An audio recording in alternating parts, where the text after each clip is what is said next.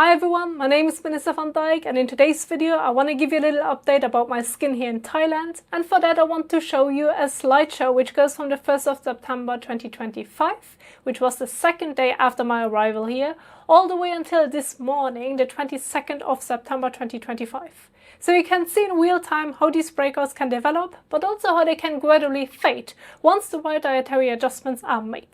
Now, as you can see, in the first days after my arrival, my face looked very clean, because back in Vienna I was following the diet I had shared with you in my community tab, which centered around eggs, meat, dairy and some carefully selected vegetables and fruits.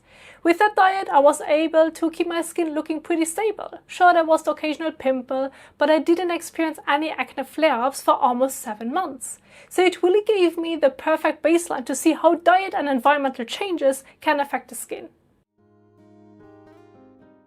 Now, the first days in Thailand still looked pretty good, but then over the next days the breakouts slowly started to develop. I was following a Thai diet that mostly centered around noodles, rice, meat, fruits and vegetables. And I have to admit, I mostly ordered the food on Grab, which is a food delivery app, or just picked it up at street stalls or local stores.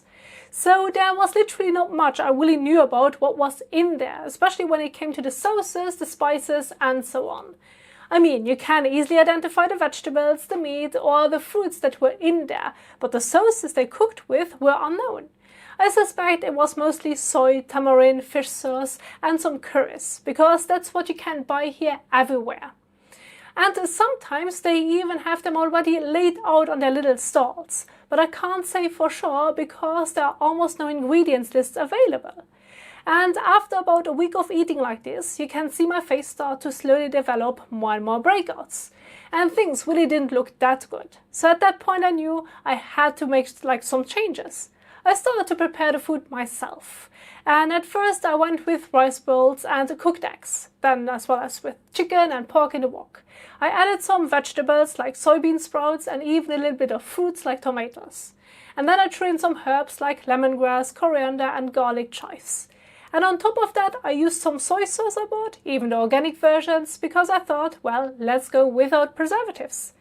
And sometimes I also added sweet chili sauce on top or as a side, depending on what I was cooking. I really wanted to get that flavor because after all it is very delicious. And while it tastes very good, I did not tolerate any of it really well. I ended up with more digestive issues than I was experiencing even from the ordered food. And I was really drained with circles around my eyes every morning. So I thought maybe I just didn't get the dosage right, or maybe I just used too much. I really don't know. But since I was feeling very unwell doing this, I ended up going back to what had worked for me back in Europe. So I bought eggs, chicken, pork, beef burgers, potatoes and avocado, plus a few selected veggies like baby corn and some herbs, all from a trusted local source. And I even had burgers with fries and a thin crunchy pizza, this time not from Domino's because it isn't available here, but from Pizza Hut. So basically I went back to what I was eating before, but this time with the difference of a lot more fruit. Mainly the ones that had a hard shell or really thick skin that I could peel, because they were readily available here and super fresh. And I have to admit, it tastes nothing like what we have back in Europe. It's honestly 1,000 times better. Even the more conventional non-tropical foods here taste very different. Maybe because of the climate, maybe because of the soil, I'm not sure, but it's definitely very noticeable.